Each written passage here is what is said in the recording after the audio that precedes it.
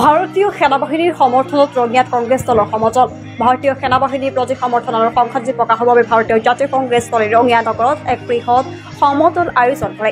ভাৰত পাকিস্তানৰ যুদ্ধৰ সময়ত সেনাবাহিনীৰ সাহস আৰু বীৰত্বক সন্মান জনাই কংগ্ৰেছৰ নেতাকৰ্মীসকলে সেনাবাহিনীৰ পোছাক পৰিধান কৰি ৰঙিয়াৰ মূল ৰাজপথেৰে এক শোভাযাত্ৰা উলিয়ায়। এই সমদলৰ জৰিয়তে কংগ্ৰেছ দলে দেশৰ সীমান্তৰ নিৰাপত্তাৰ বাবে নিয়োজিত সেনা জোৱানসকলক উৎসাহ আৰু মনোবল প্ৰদানৰ লক্ষ্য লয়।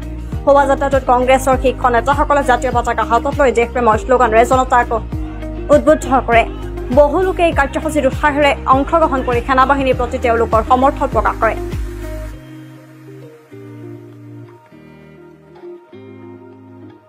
পেহেলগামত পাকিস্তানৰ মদতপুষ্ট সন্ত্ৰাসবাদীৰ দ্বাৰা আমাৰ 28 জন নাগৰিকক যেনেকে নিৰ্মমভাৱে হত্যা কৰিলে পাকিস্তানী সন্ত্ৰাসবাদীৰ দ্বাৰা আমি প্ৰথমতে আমাৰ কংগ্ৰেছৰ ফালৰ পৰা এইটোক তীব্ৰ গৰিহণা আৰু নিন্দা জনাইছো আৰু তাৰ প্ৰতিশোধ কল্পে আজি ভাৰতীয় সেনাই পাকিস্তানত গৈ তেওঁলোকৰ 9টা সন্ত্ৰাসবাদী ঘাটি ধ্বংস কৰিলে।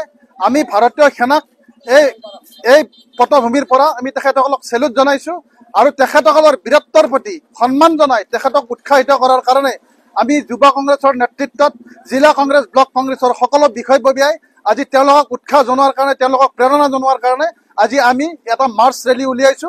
আমি তেখেতসকলক আগবঢ়াই যোৱাৰ ক্ষেত্ৰত আমাৰ আন্তৰিকতা আছে। আমি তেখেতসকলক শুভেচ্ছা জনাইছো। আমি প্ৰতিজন ভাৰতীয় সেনাৰ লগত আমি আছো। তেখেতসকলৰ বীৰত্বক আমি চেলুট জনাইছো। আমি তেখেতসকলৰ লগত আছো। আজীৱন তেখেতসকলৰ লগত থাকি আমি উৎসাহিত কৰি যাম।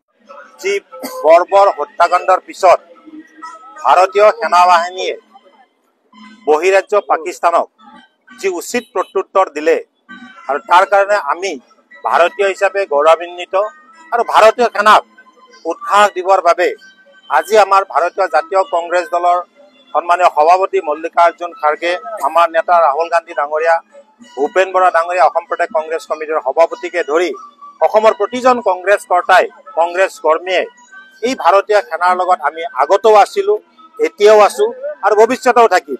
আৰু পাকিস্তানৰ বহিৰাজ্য পাকিস্তানকো আমিও সকীয়াই দিব বিচাৰিছো যে ভাৰতৰ অৰ্থনীতি ভাৰতৰ মানুহক ভাবুকি দি লাভ নাই। ধ্বংস তোমালোকে হবা, আগতেও 4বাৰ হৈছা, এইবাৰ সৈতে 5বাৰ তোমালোকে ধ্বংস হবা। গতিকে ভাৰতৰ ওপৰত চকু নিদিবা। ভাৰতীয় সেনাৰ শক্তি, অদম্য সাহস আৰু অদম্য স্পৃহা আছে ভাৰতীয় সেনাৰ মাজত আৰু সেই শক্তিৰে ভাৰতৰ জনসাধাৰণক সুৰক্ষিত কৰাৰ লগতে বহিৰাজ্য পাকিস্তানক যি ধৰণে প্ৰত্যুত্তৰ দিলে তাৰ কাৰণে আমি ভাৰতীয় সেনাক ধন্যবাদ আৰু কৃতজ্ঞতা জনাই আজি আমাৰ এই ভাৰতীয় সেনাক সাহস দিয়াৰ কাৰণে ভাৰতীয় সেনাৰ লগত যে আমি আছো সেই প্ৰচেছনৰ কাৰণে আমি এটা প্ৰচেছনৰ জয় হিন্দ যাত্ৰাৰে আমি অকল ৰঙিয়াত বুলি নহয় সমগ্ৰ ভাৰতবৰ্ষতে ইতিমধ্যে যোৱাকালি অসম প্ৰদেশ কংগ্ৰেছ কমিটিয়ে কৰিছে, আজি বৰপেটা জিলা কংগ্ৰেছ কৰিছে, আজি ৰঙিয়া বিধানসভা সমষ্টিত যুৱ কংগ্ৰেছসকলে বা পেৰেণ্ট কংগ্ৰেছ বা ব্লক কংগ্ৰেছ সকলোৱে মিলি আমি আজি এই জয় হিন্দ যাত্ৰা আৰম্ভ কৰিছো।